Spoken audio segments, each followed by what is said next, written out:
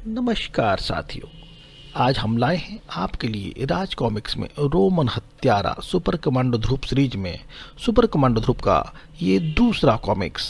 पहला कॉमिक्स हमने पढ़ा था प्रतिशोध की ज्वाला, जिसमें आपने देखा था ध्रुव ध्रुव के परिवार को ख़त्म कर दिया गया था ग्लोब सर्कस वालों ने, और उसके बाद उन्हें इंस्पेक्टर राजन ने गोद लिया था। आइए आगे पढ़ते हैं। बात बहुत पुरानी है। ईसा से 326 वर्ष पूर्व, यानी आज से 2314 वर्ष पहले की, जब सिकंदर और पोरस का प्रसिद्ध ऐतिहासिक युद्ध अपनी चरम सीमा पर था।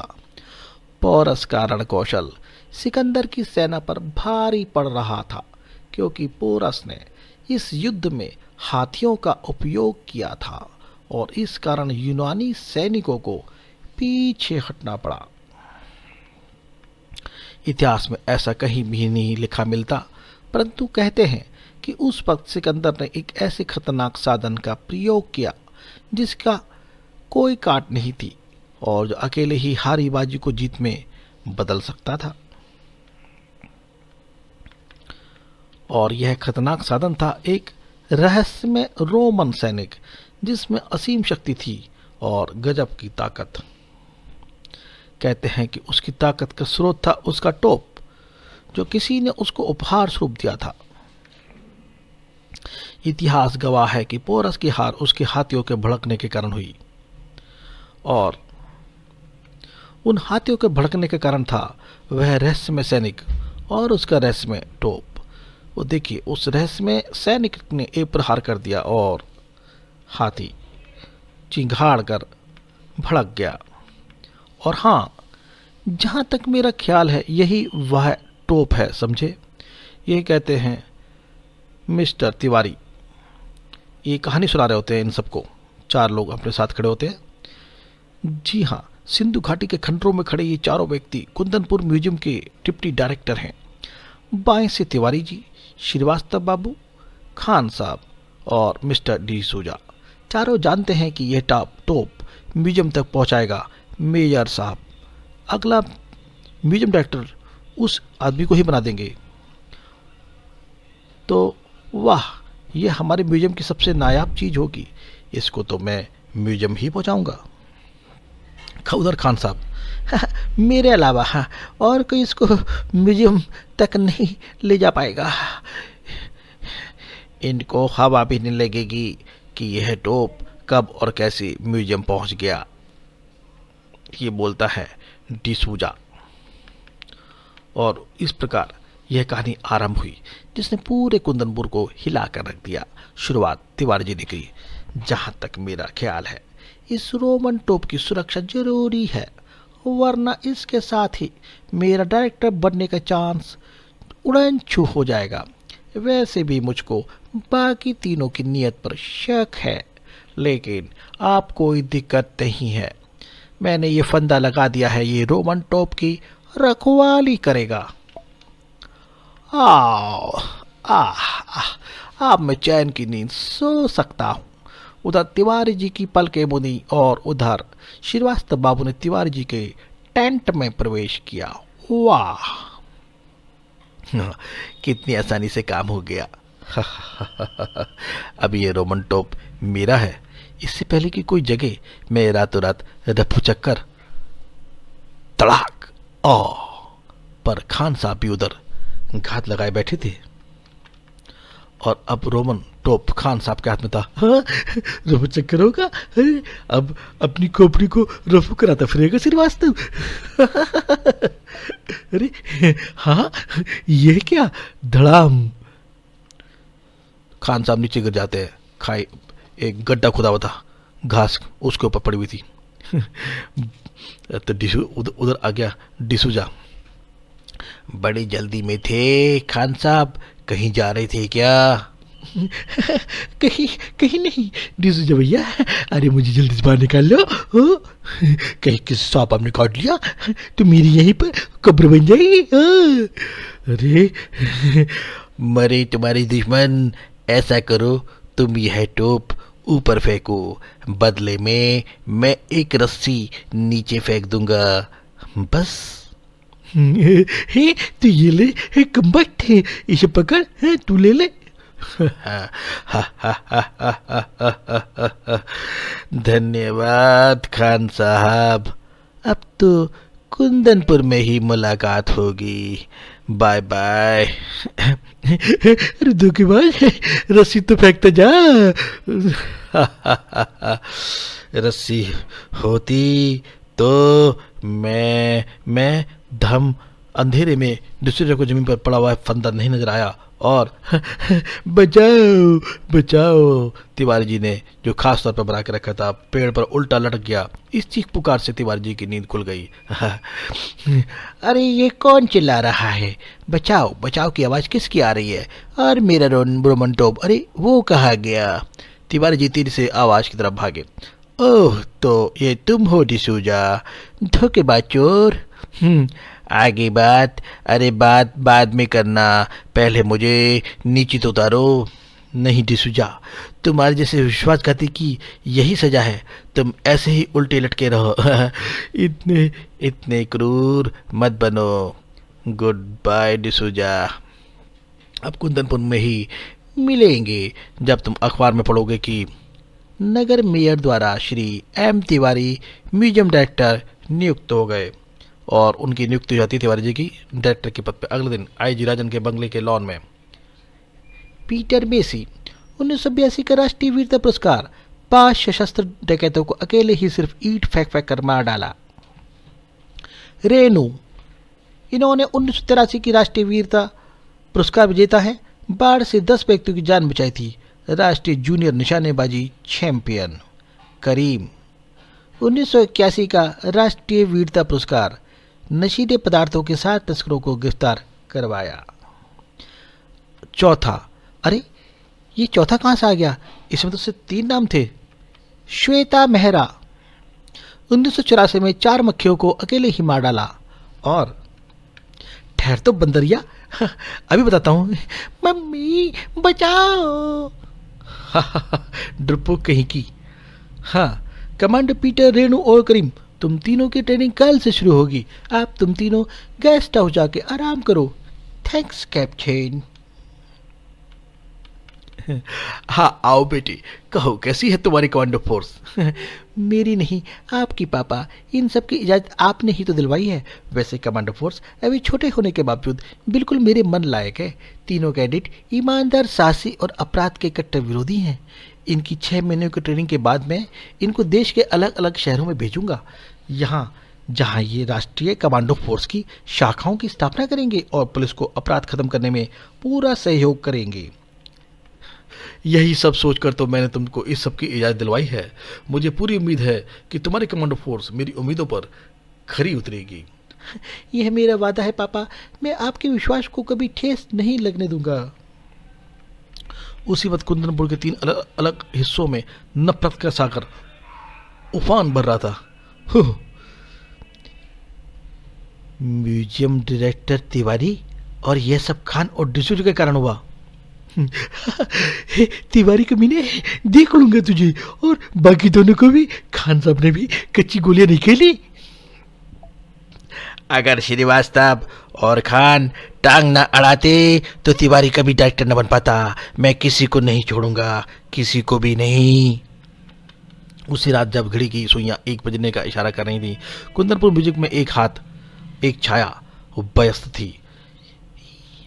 ये रही एक रोमन पोशाक, इससे इम्पैक्ट और जोरदार आएगा। और ये रहा मेरा प्यारा रोमन टोप। ही 2 हाथ टोप उठाने के लिए बढ़े, परंतु रोमन टोप छूते ही एक अलार्म बज उठा। यह क्या?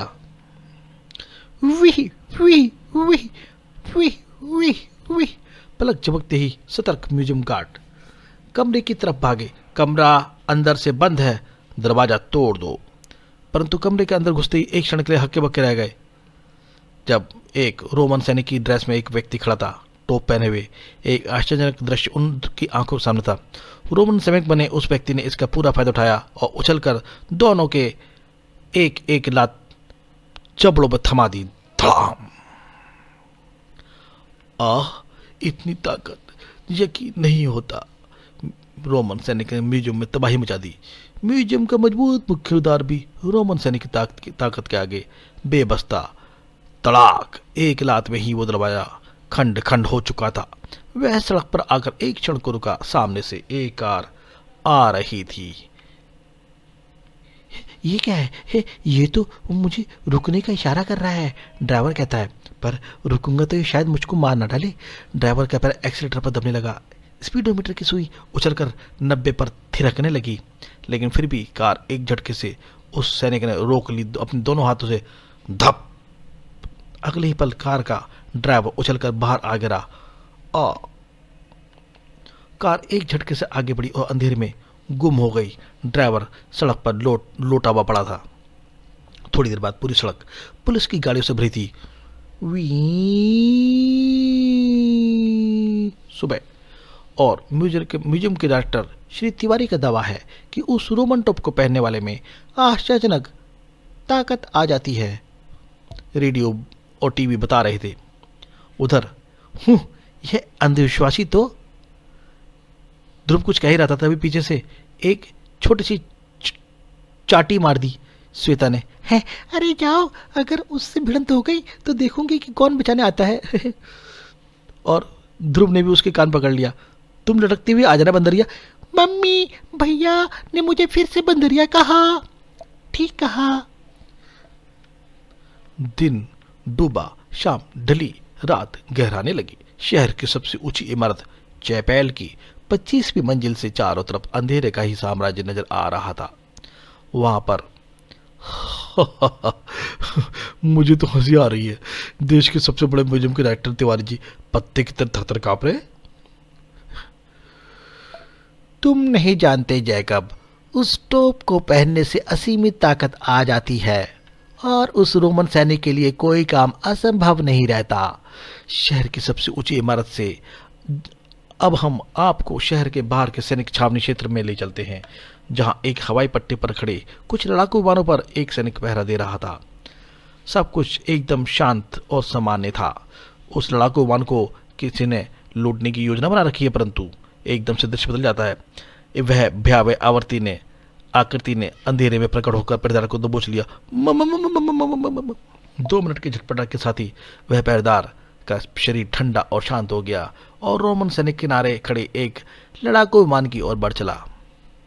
अरे, इस वक्त कौन पायलट प्लेन उड़ा रहा है? खलबली मच गई वहां पे। हेलो हेलो, इनटू 51-501 14 IIT, अपनी पहचान दो वरना हम तुम्हें मार गिराएंगे। परंतु उधर से कोई जवाब ना आया। शीघ्र ही 2 अन्य लड़ाकू विमान उस चोरी किए गए विमान के पीछे उड़ चले और उधर चैपेल की छत पर। समझने की कोशिश करो जैकब, मुझे पूरा यकीन है कि वह टोप मुझे ही मारने के लिए चुराया गया है और यह काम या तो श्रीवास्तव का है या खान का या फिर डिसूजा का। फिर भी तुम चिंता मत करो यार तिवारी, मैं अपने सबसे प्यारे दोस्त को कभी मरने नहीं दूंगा। यह इमारत मेरी है, ये इलाका मेरा है। चप्पे चप्पे पर मेरे आदमी बंदूक के लिए तैनात हैं। अब तुम्हारा जीवन, तुम्हारा रोमन हत्यारा, हाँ, तुम तक या तो मर कर ही पहुंच सकता है या फिर उड़कर। अचानक देखते हैं एक लड़ाकू विमान को अपनी ओर आते हुए।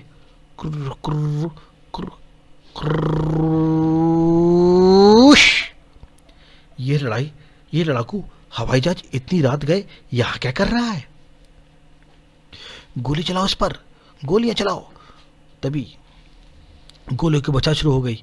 बुम बुम बुम, लेकिन हवाई जहाज पर खरोच तक नहीं आई। जवाब में लड़ाकू यान पलटा और उसकी तोप का मुंह इमारत की ओर मुड़ा और इमारत की छत पर उसने बमबारी कर दी। ब्राम ब्राम, और परकच्चे उड़ गए इमारत की छत के। तिवारी जी लिफ्ट की तरफ भागे। तोपें एक बार फिर गरजी और तिवारी के चिथड़े चारों ओर बिखर गए। पीछा करने वाले लड़ाकू यान अब दूर नहीं थे। तुम्हें देख राकेश? हाँ, अब और कोई चारा नहीं है। हमको इस विमान को नष्ट करना ही पड़ेगा। हैं, इसे समुद्र की तरफ खदेड़ो। अरे क्या, वह तो खुद ही समुद्र की तरफ जा रहा है। बूम! दोनों लड़ाकू विमानों की तोपें लगभग एक साथ गदर पड़ी और उस तीसरे विमान में विस्फोट हो गया। चलो, इसने हमारा काम खुद ही आसान कर दिया, वरना इसके जलते हुए टुकड़े शहर में गिरते। ये चलो ठीक है, ये बात अच्छी है कि समुद्र में गिर रहा है, लेकिन रात के अंधेरे में किसी ने भी रोमन सैनिक को सकुशल बाहर निकलते हुए नहीं देखा। विमान के टुकड़े धीरे धीरे समुद्र तल की तरफ बढ़ने लगे और एक रहस्यमय आकृति समुद्र की सतह की तरफ पीछा कर रहे दोनों विमानों ने एक चक्कर काटा, फिर वे भी तेजी से अंधेरे में गुम हो गए। हा हा, एक गया दो बाकी। अगले दिन मैं अब भी कहता हूं आईजी साहब कि वे रोमन हत्यारा मरा नहीं। वह ऐसे मामूली हादसे में नहीं मर सकता। मामूली? आप ऐसे एक्सीडेंट को मामूली कह रहे हैं? खैर मिस्टर डिसूजा, मैं कोई ठोस खबर मिलने तक आपको एक अंगरक्षक दे सकता हूं। आप यही चाहते हैं ना? जी जी हाँ आईजी साहब, मैं जानता था कि आप मेरी जान खतरे में नहीं पड़ने देंगे। वैसे मेरा अंगरक्षक कौन होगा? उसका नाम है सुपर कमांडो ध्रुव। और थोड़ी देर बाद जब डिसूजा पुलिस हेडक्वार्टर से बाहर निकलता है तो उसके चेहरे पर निश्चिंता का भाव था। आधे घंटे बाद उसकी कार शहर के बाहर भीड़ों के बीच बने एक केबिन की तरफ बढ़ रही थी। जब तक ये खतरा टल जाए तब तक यह केबिन मेरा नया घर होगा। यहाँ पर मुझको कोई नहीं ढूंढ पाएगा। वाह डिसूजा तेजी से कार से उतरा। उसने केबिन का दरवाजा खोला। आइए डिसूजा साहब। काका, कौन हो तुम? अंदर कैसे आए? मेरा नाम ध्रुव है मिस्टर डिसूजा, सुपर कमांडो ध्रुव। आईजी साहब ने मुझको आपकी सुरक्षा के लिए नियुक्त किया है। तुमको? हा हा हा हा हा हा हा, तुम मेरी रक्षा करोगे? अरे अरे, तुम्हारे जैसे बच्चे की रक्षा तो उल्टे मुझे ही करनी पड़ेगी। मैं आपकी शंकाओं का कारण समझ रहा हूँ मिस्टर डिसूजा, लेकिन आप निश्चिंत रहिए, वक्त आने पर आपको धोखा नहीं दूंगा। छोटा मुंह और बड़ी बात। खैर, मैंने ऐसे ही वक्त के लिए यह रिवॉल्वर संभाल के रखा था। बहुत खूब, पर इसकी जरूरत आपको नहीं पड़ने की मेरे रहते। लेकिन एक बात तो बताइए, आपके अलावा श्रीवास्तव बाबू और खान साहब पुलिस के पास क्यों नहीं आए? क्योंकि या तो वे बहुत चालाक हैं या फिर बहुत बेवकूफ़। उन दोनों में से एक ही तो खुद ही रोमन हत्यारा है। उसको क्या फिक्र। अंदर बैठे ध्रुव और डिसूजा केबिन की तरफ बढ़ रही तेज पदचापों से अनजान थे, और जब तक उनको खतरे का आभास होता, खतरा सिर पर आ पहुंचा था। केबिन की खिड़की के बाहर ही रोमन हत्यारा खड़ा था। छनाक शीशा तोड़ के अंदर। ओह, आ आ आ गया। अब मैं नहीं बचूंगा, नहीं। इससे पहले कि कोई अनहोनी घटती, ध्रुव लपक कर दोनों के बीच में आ गया। रोमन सेवन का हाथ बिजली की सी गति से घुमा, छठाक, और ध्रुव उछलकर दूर जा गिरा। एक लंबे डग ने रोमन सैनिक को डिसूजा के पास पहुंचा दिया। भय से कांप रहे डिसूजा को उसने गर्दन से पकड़ कर उठा लिया। डिसूजा का दम घुटने लगा, लेकिन साथ ही साथ उसका रिवॉल्वर वाला हाथ ऊपर उठा। परंतु इससे पहले कि रिवॉल्वर चल पाता, ध्रुव एक बार फिर रोमन सैनिक पर टूट पड़ा। टिशुम, लेकिन ओह, यह तो मुझे ऐसे मार रहा है मानो मक्खी उड़ा रहा हो। यह लड़का मुझे नहीं बचा पाएगा। डिसूजा का रिवॉल्वर दोबारा उठा। नहीं, गोली मत चलाना। भय से कांप रहे डिसूजा ने कुछ नहीं सुना। उसका रिवॉल्वर एक के बाद एक गोलियां उगलने लगा। पूरा केबिन धुएं से भर गया। पर जब धुआं हटा तो या ये क्या, इस पर तो गोलियों का कोई भी असर नहीं। डिसूजा बाहर की तरफ लपका और उसके पीछे पीछे रोमन हत्यारा भी, लेकिन ध्रुव ने उसको एक बार फिर से पीछे से जकड़ लिया। इस बार उसने ध्रुव पर अपने शिकार के भागने का गुस्सा उतारना शुरू कर दिया। ध्रुव को वार करने का कोई मौका नहीं मिला। डिश्यूम, धाएं। वह किसी प्रकार ताकत बटोरकर उठकर खड़ा हुआ, लेकिन तभी एक चमचमाती दुधारी तलवार उसकी गर्दन पर आ लगी और अंदर घुसने लगी। ध्रुव के गले से खून की एक पतली धार नीचे की तरफ रेंगने लगी। अगर इस वक्त कुछ न किया। ध्रुव ने पूरा जोर लगाया और लकड़ी में खड़ा कीला बाहर आ गया। सट। अगले पल ध्रुव का हाथ तेजी से घुमा और खच्चाक, और उस कीले को उसने उस रोमन हत्यारे के हाथ पर दे मारा और उसके हाथ से तलवार छूट गई। इस पर भागने में ही समझदारी है और ध्रुव वहां से निकल लेता है। रोमन हत्यारा पीछे रह गया। पीछे देखकर भाग रहे ध्रुव का पैर पेड़ की एक उभरी जड़ में जा फंसा और वह झटके से नीचे गिर पड़ा। उसकी आंखों के आगे धीरे धीरे अंधेरा छाने लगा, खड़ाक, और जाके एक पत्थर से टकरा गया। पास आती पच्चाबों को ध्रुव सुन नहीं पाया क्योंकि ठक की आवाज के साथ ही वो गिर के बेहोश हो चुका था। रोमन सैनिक पलटा और अपने असली शिकार की तरफ बढ़ गया। पता नहीं कितनी देर बाद ध्रुव को धीरे धीरे होश आना शुरू हुआ। अरे डिसोजा कहाँ गया? कहीं वे उस रोमन हत्यारे के चंगुल में? नहीं, ऐसा नहीं हो सकता। वह तेरी सी कॉटेज की तरफ भागा। कॉटेज तो खाली है, लेकिन यह जमीन पर क्या पड़ा है? यह तो उस गोली का खोल है जो डिसूजा ने रोमन सैनिक पर चलाई थी। लेकिन यह तो, ओह, अब सब कुछ समझ में आ रहा है। गोलियों को देखता है ध्रुव और उनसे कोई नतीजा निकालता है। वह तेजी से बाहर निकला और अपनी स्पेशल मोटरसाइकिल पर शहर की तरफ रवाना हो गया। फिर शहर के एक फ्लैट में, हेलो ब्लू बैग, मैं रेड रोज बोल रहा हूँ। गड़बड़ हो गई, डिसूजा बचकर भाग निकला बॉस। क्या? खैर, जो होना था हो गया, लेकिन अगर तुमने अपनी जुबान खोली तो हमेशा के लिए खामोश करते जाओगे। कभी नहीं। वाह, क्या प्यार भरी बातें हो रही थी। तुम यहाँ कैसे? क्या चाहते हो तुम मुझसे? उस कैबिन में सिर्फ 3 लोगों की उंगलियों के निशान थे, डिसूजा, मेरे और रोमन सैनिक के।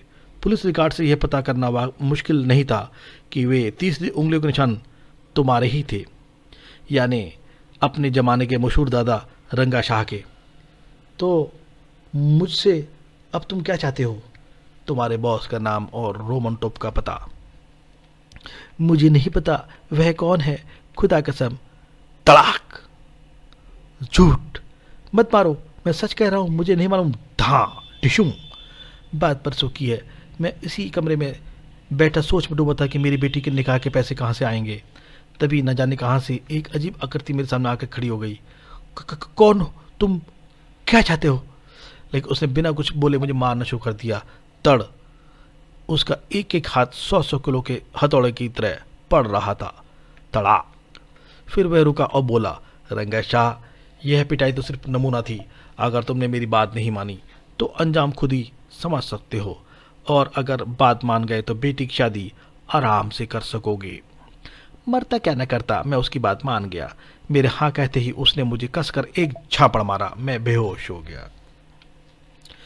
जब मुझे होश आया तो मेज पर एक चिट्ठी और वही रोमन टोप और पोशाक रखी थी। यह रही वह चिट्ठी। इस चिट्ठी के साथ रखी टोपी और पोशाक को पहनकर तुम परसों संतपुरा के भीड़ों में जाओगे। वहां तुमको एक केबिन में डिसूजा नाम का आदमी मिलेगा। तुमको उसका खून करना है। डिसूजा की फोटो और रास्ते का नक्शा इस चिट्ठी के साथ लगा है। डरना मत, इस टोप को पहनने से तुम में अद्भुत ताकत आ जाएगी। कत्ल करने के बाद पोशाक और टोप वहीं छोड़कर आ जाना। पैसा तुम्हारे पास पहुंच जाएगा। धोखा करने पर तुम्हें मौत दी जाएगी, भयानक मौत। ओह, समझा। लेकिन फिर डिसूजा का क्या हुआ? वह पूरा प्लान फेल हो गया। तुम्हारे बेहोश हो जाने के बाद मैंने डिसूजा को बहुत ढूंढा, पर वह मुझको कहीं नहीं मिला। तब मैंने सोचा कि क्यों ना मैं ही इस जादुई पोशाक को लेकर उड़न छू हो जाऊं। पर मैं यह नहीं जानता था कि वह शैतान मुझ पर नजर रखे हुए था। जैसे ही मैं अपने फ्लैट में घुसा, मेरे सिर पर पीछे से एक जोरदार वार हुआ। धा! और जब मुझको होश आया तो ना तो पोशाक थी, ना वहां पर कोई पैसा था, ना ही टोप। शायद तुम सच बोल रहे हो, पर इतना काम तो तुम्हारा ब्लू बैग खुद भी कर सकता था। सवाल यह है कि उसने तुमको क्यों भेजा उसी वक्त श्रीवास्तव बाबू के घर में। हेलो, हाँ खान, तुम कहाँ से बोल रहे हो? मैं पर्ल हार्बर पर समुद्र में खड़ी एक मोटरबोट से बोल रहा हूँ। हाँ, तुम तुरंत पर्ल हार्बर आ जाओ, मुझे तुमसे जरूरी बात करनी है रोमन टोप के विषय में। अच्छा, तो अभी आता हूँ प्यारे खान, अभी आता हूँ। ही बॉस की खबर सुनकर कितना खुश होगा। एक तरफ ध्रुव अपनी मोटरसाइकिल पर पूरे शहर में लापता डिसूजा को ढूंढ रहा था, दूसरी तरफ श्रीवास्तव बाबू अपनी कार से पर्ल हार्बर की तरफ बढ़ रहे थे। पर्ल हार्बर जाने का रास्ता और कार की स्पीड बढ़ा दी थी उन्होंने। खान साहब को भी बेसब्री से इंतजार था। यहाँ से मुझको दूर दूर तक दिखाई दे रहा है, आज वे श्रीवास्तव का बच्चा नहीं बचेगा। तिवारी मर चुका है, डिसूजा पर हमला हो चुका है, और मैं रोमन सैनिक नहीं हूँ। अब सिर्फ ये कमीना श्रीवास्तव ही रोमन सैनिक हो सकता है। आज मैं इस पाप को दुनिया से हमेशा के लिए खत्म कर दूंगा, हमेशा के लिए। लेकिन पीछे तो रोमन सैनिक आया था। तुम आ गए, पर अब तुम बचोगे नहीं, हाँ श्रीवास्तव। जवाब में 100 रोमन सैनिक धीरे से हंसा। और फिर उसने अपना पैर कसकर मोटर बोट पर पटका। धम! पूरी मोटर बोट एक तरफ झुक गई। खान साहब संतुलन खोकर डेक पर आ गिरे। पिस्तौल उनके हाथ से छूटकर पानी में जा गिरी। अब खान साहब बेबस थे। मुझे माफ कर दो श्रीवास्तव, मैं तो मजाक कर रहा था। हाँ, रोमन हत्यारे ने सब अनसुना करते हुए खान साहब के पैर पकड़कर उनके सिर पानी में डुबा दिया। थोड़ी देर झटपटाने के बाद खान साहब का बदन ठंडा और शांत हो गया। यह भी गया और मोटर बोट तेजी से किनारे की तरफ बढ़ने लगी। लगभग उसी वक्त श्रीवास्तव बाबू के घर में, जहां ध्रुव पहुंचा था, उसके नौकर से पता कर रहा था। श्रीवास्तव बाबू के पास कोई फोन आया था साहब, उसी के तुरंत बाद वे पर्ल हार्बर चले गए थे। क्या पर्ल हार्बर? ध्रुव एक पल भी नहीं रुका। हवा से बात करती उसकी स्पेशल मोटरसाइकिल सीधे पर्ल हार्बर पर ही जाकर रुकी। कार तो श्रीवास्तव बाबू की ही लगती है। ध्रुव ध्रुव! ओह डिसूजा साहब, मैं तो आपको ढूंढ ढूंढ कर थक गया था। थैंक गॉड कि तुम जिंदा हो। मैं तो समझ रहा था कि रोमन सैनिक ने तुमको। खैर छोड़ो, मैंने अभी अभी श्रीवास्तव के घर फ़ोन किया था, पता चला कि वह यहाँ आया है। बस मैं तुरंत चला आया। तो आइए, यहाँ पर सिर्फ एक मोटर बोट ही दिख रही है, शायद उसी में कुछ हो। परंतु मोटर बोट में घुसते ही दोनों भुसक्के रह गए। ओह खान साहब, खान तो मर चुका है, लेकिन धीरे धीरे। यह देखो, उधर आओ, इधर आओ ध्रुव।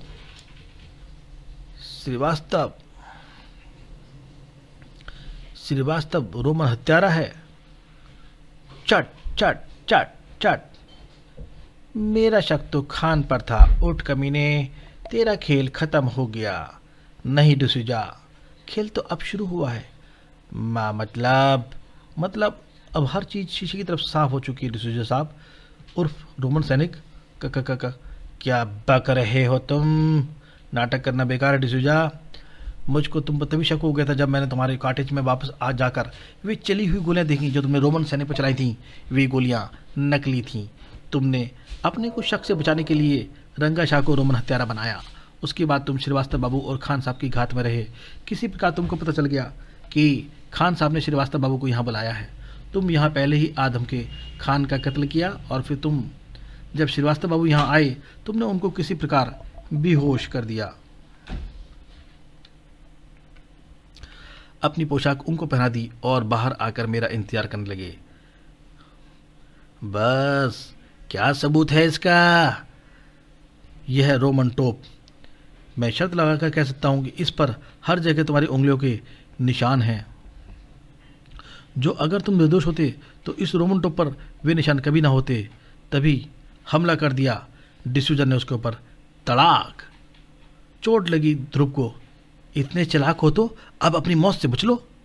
डिसूजा के जोरदार वार से ध्रुव केबिन के अंदर जाके गिरा। भाग!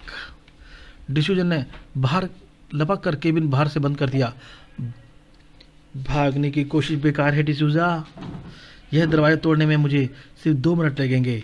और ध्रुव ने दरवाजे पर लातें बरसाती शुरू कर दी। कड़ाक कड़ाक। और तब तक मैं तुम्हारे लिए तैयार हो जाऊंगा। दरवाजा टूटा मगर तब तक देर हो चुकी थी। डिसूजा बन चुका था रोमन हत्यारा। ओह, अगर इसने मुझे पकड़ लिया तो मेरा बचना असंभव हो जाएगा।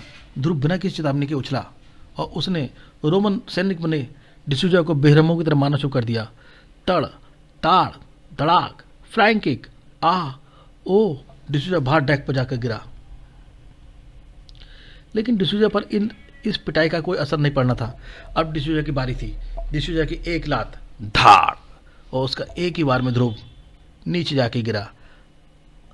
अब मैं तुमको बताऊंगा कि रोमन हत्यारे से उलझने का क्या नतीजा होता है। ओह, ध्रुव को अपनी गर्दन की हड्डियां चटकती महसूस हुई। वो वह समुद्री चिड़िया। उसने समुद्री चिड़िया को इशारा कर दिया और चिड़िया ध्रुव के घुटते गले से एक सीटी की आवाज़ सुनकर तुरंत विद्युत गति से नीचे उतरी और एक ठोक उसने मारी रोमन हत्यारे के। टाक। ओह, ध्रुव एक बार फिर आजाद हो चुका था। वुश, ऐसा मौका दोबारा नहीं मिलेगा। और ध्रुव ने डेक पर पड़ी लोहे की मोटी चैन उठाई और मेरे ख्याल से ये चैन इसको बांधे रखने के लिए पर्याप्त होगी, और जंजीर से चारों ओर से उसे जकड़ दिया। लेकिन ध्रुव को तुरंत ही पता चला कि उसका ख्याल कितना गलत था। कड़ाक की आवाज़ के साथ हत्यारे ने तोड़ दिया उस चेन को। इस बार ध्रुव के लिए कोई मौका नहीं था। एक बार पुनः उसने उसकी गर्दन पकड़ ली थी और डिसूजा के हाथ ध्रुव की गर्दन पर कस गए। ध्रुव के पैर हवा में उठ गए और उसका दम घुटने लगा। उस पर बेहोशी हावी होने लगी। लेकिन बेहोशी के हालत में भी ध्रुव के हाथ उठे और डिसूजा के सर पर रखा रोमन टोप ध्रुव के हाथ में आ गया। क्या? और पल भर में खेल पलट गया। मेरी मेरी मेरी ताकत कहाँ गई? टोप के उतरते ही डिसूजा की आश्चर्य शक्ति तेजी से गायब होने लगी। डिसूजा ने ध्रुव के दिया एक घुमा के घूसा, धाड़, लेकिन ध्रुव पर तो कोई असर ही नहीं। और ध्रुव के एक घूसे में ही धाड़। डिसूजा को नानी याद आ गई। चांद सितारे दिख गए। दो ही बारों में धाड़। डिसूजा फर्श पर बेहोश पड़ा था। धड़ाक। खेल वास्तव में अब खत्म हो चुका था। फिर बाद में, वाह ध्रुव, पर इस टोप को पहनने वाले में इतनी ताकत कहाँ से आ जाती थी? जादू से? जादू से नहीं पापा, यह देखिए, इस टोप के अंदरूनी हिस्से में ये छोटी छोटी सुइयां सी उभरी हैं और इन सुइयों पर किसी प्राचीन जड़ी बूटी का लेप है। जब इस टोप को पहना जाता है तो ये सुइयां बहुत हल्के से पहनने वाले के सिर में चुभती हैं और इनके जरिए यह रहस्यमय जड़ी बूटी उसके शरीर में प्रवेश कर जाती है। इसी दवाई के प्रभाव से टोप पहनने वाले की ताकत कई गुना बढ़ जाती है। इस जड़ी बूटी को साफ कर देने के बाद यह रहस्यमय टोप साधारण टोप बन जाएगा। और अब मैं चलता हूँ। आज से मेरी छोटी सी कमांडो फोर्स की ट्रेनिंग शुरू होने वाली है। बेस्ट ऑफ लक बेटे। तो दोस्तों, अगले अंक के लिए विदा।